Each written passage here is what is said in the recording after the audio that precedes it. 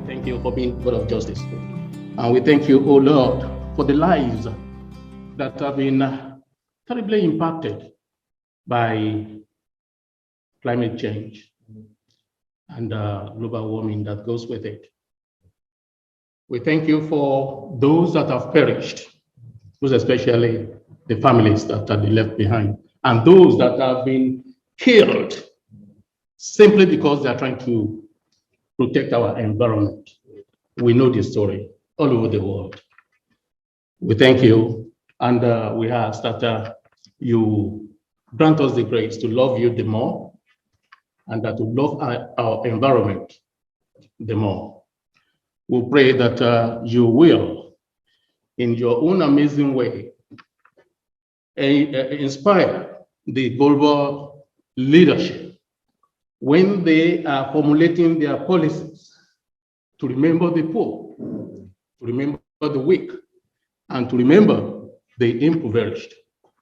Father, we thank you. Blessed be your holy name. In Jesus Christ's name we pray. Amen. Can I have this first slide, please?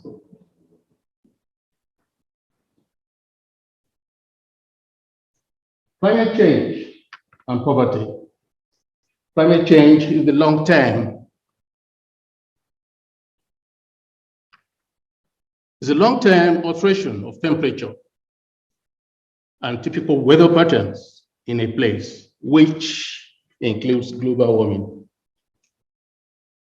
It is driven by human-induced emissions of greenhouse gases, which we know.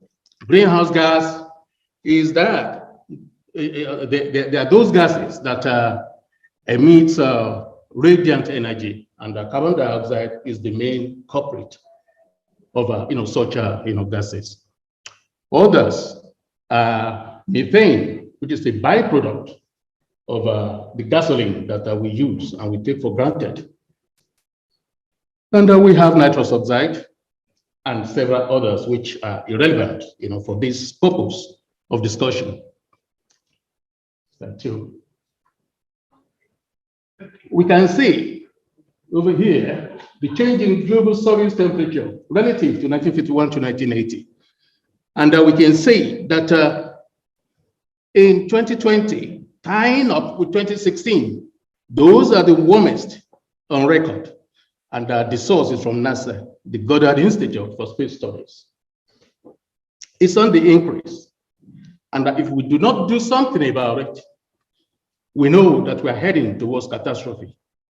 Already we're having problems, and those problems are generally known. Floods here and there, fire in Australia, and we know the impact on general situation around here. All those small islands will be consumed. We will be threatened significantly, but with the collaboration work of like minds around the globe, we will be able to survive. Next. Poverty. What is poverty? There are so many ways in which we can describe poverty, because poverty itself has got many faces. You can only tell depending on which side poverty is looking at you. You cannot compare poverty in Canada, poverty in UK. You can't compare it with poverty in Nigeria and poverty in Namibia or poverty in Zimbabwe. And that is the main reason why the United Nations have not been able to get it right, because the definition of their poverty is so global. But to be able to deal with poverty per se, you have to go down to the root and deal with it from the root. That is why I used to feel a little bit uncomfortable when I'm reading about the United Nations sustainability, this and that. In 2030, we want to end poverty. In 2030, we want to end hunger. It's a load of rubbish, because it wouldn't go just like that. And there is more to do before we can achieve this kind of grandiose, delusional, ideation. We can see that according to Investopedia, poverty is a state or condition in which a person or community lacks financial resources or essential to enjoy a minimum standard of life, well-being that is considered acceptable in a society. Poverty is more than not being able to meet one's basic needs. That is, not having food to eat, living in a shabby homeless home environment. It is not about money, but include access to services such as healthcare, education, and transportation. You can be comfortable and still be having an element of poverty simply because you are unable to meet certain needs. You might be comfortable and you are unable in this kind of an environment, more especially within the developed countries. You are unable to send your child on holiday. It can be considered as a poverty. But if you are unable to eat 2 meals elsewhere, you are impoverished. Or even one, you live a day at a time. Several situations around the world will tell the story. And when we look, we watch the news, you see the agony of people who are impoverished. It is an ugly sight, but they didn't get there in one day. It was a gradual process. And we have different kind of poverties. We have situational poverty. People are dragged into poverty, not necessarily that they are actually impoverished. If there is a flood and the home environment and the land is devastated, they have been dragged into poverty. They have to start to work their way through. Some are actually born into poverty. Those ones, there is nothing they can do about it until Jesus comes. They will remain impoverished. These are the people that are born into caste system. They are not supposed to lift their head up. That is injustice. There are some people back at home in the northern part of Nigeria, they call them the Almanjuris. They are supposed to be worshiping the wealthy ones, sit by the entrance of their doors, and that when they get in, they throw pennies and whatever to them, they give them food. That is the kind of people that you find in this, kind of poverty. It is not just about money. Here we have people who are unable to actually have access to help.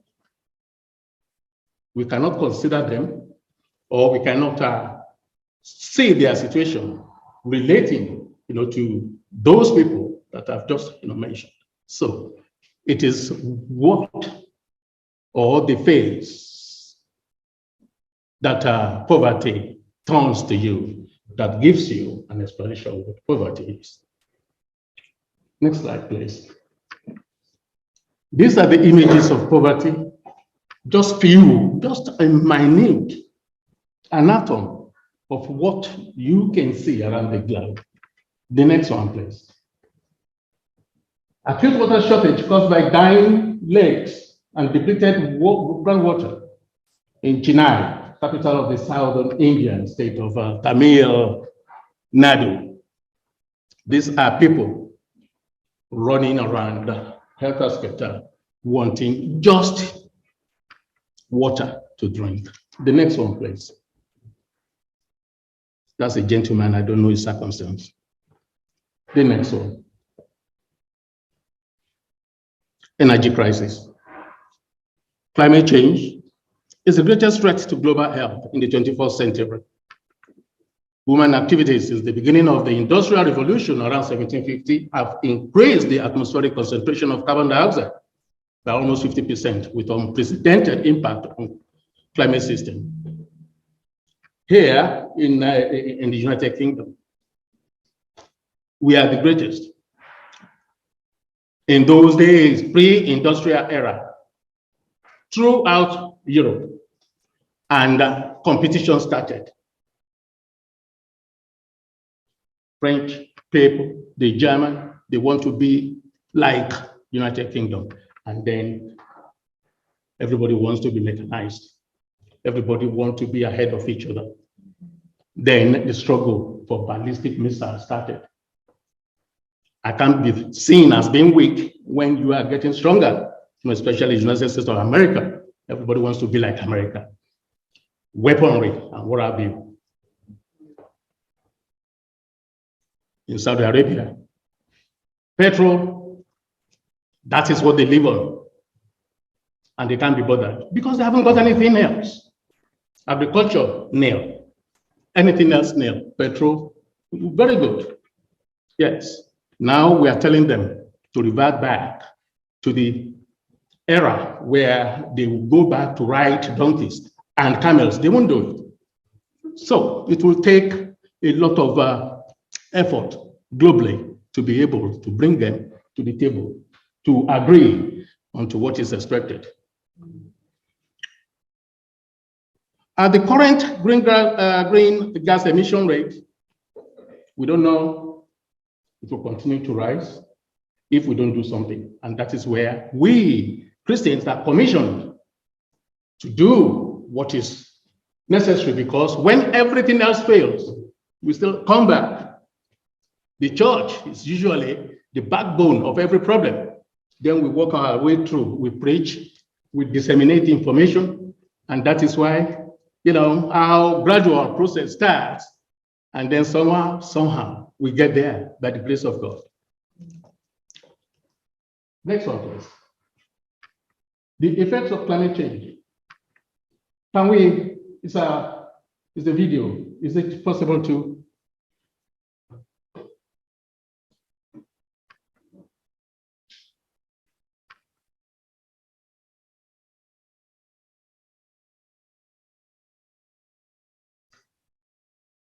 If it's not coming now, just skip on.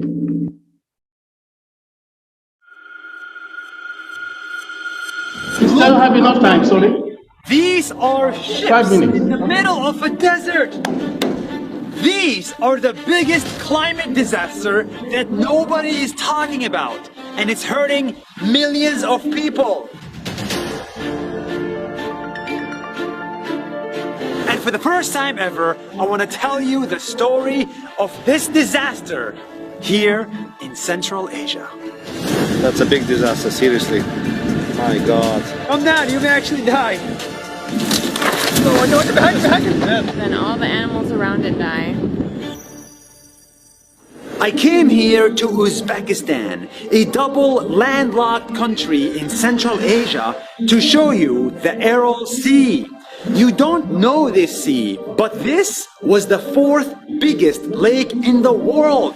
It was absolutely huge. It had lots of fish, rivers, and people living around it. But someone in the Soviet times decided to cut off a river from the Aral Sea and use the water for manufacturing and agriculture. This human intervention created a disaster. Here is how. The Aral Sea had no more water flowing in, and it started to evaporate. Slowly, millions of liters of water disappeared. Wow, this is crazy. The ports became useless, the ships stood still, and the sea turned into a desert. What used to be 7,000 cubic kilometers now is just 70. This is what remains of it. And guess what? Every fish left in this sea is now dead because it's too salty. 35 types of fish used to live here. Now there are none, 0. And when the fish disappears, the animals do too. The Caspian tigers around this area, the birds, and the horses had nowhere to drink or eat. This is the only water left for some of these animals, and they rely on it to survive in this region. Oh my God, there's so many of them. Behind you. Millions of locals lost their fishing and farming jobs. They could no longer live here, so they had to live somewhere else. How do you feel about this? What about the sea? Yeah. Pain. You think that's the end of it? No, the story gets worse. Oh my God. This is real salt. When water disappeared, the salt was left here at the bottom, and it got picked up by the winds to be carried hundreds and hundreds of kilometers, causing sandstorms in the rest of the country. It ruined crops of farmers 500 kilometers away, and it's making people sick. If you look at the data, cases of urinary diseases and other health issues are on the rise. They're going up and up. And there are even documented cases of cancer. Just think about this for a second. So many lives depend on one sea. And now modern-day Uzbekistan, after the Soviet Union, has to pay the price. That's why they declared this region a national disaster. Проблема высыхания Аральского моря – это не только проблема региона Приорале, это проблема всей мировой общественности. That's why countries like the United Arab Emirates are stepping up to help.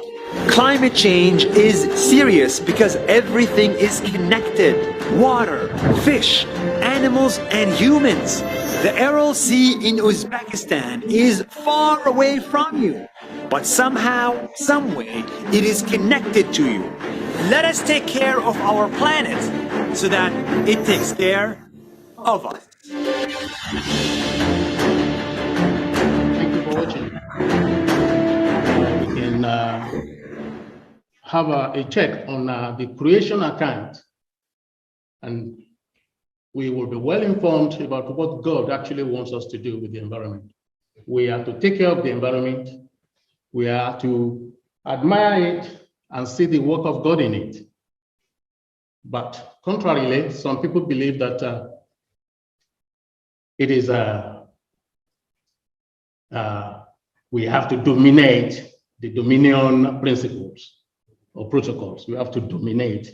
You have to use it because God has given it unto us. But nevertheless, there are so many things we know that we have to do to go green, and at the same time to enjoy the beauty of what has given to us. I think my time is up. There will be more opportunity to explore that in the future.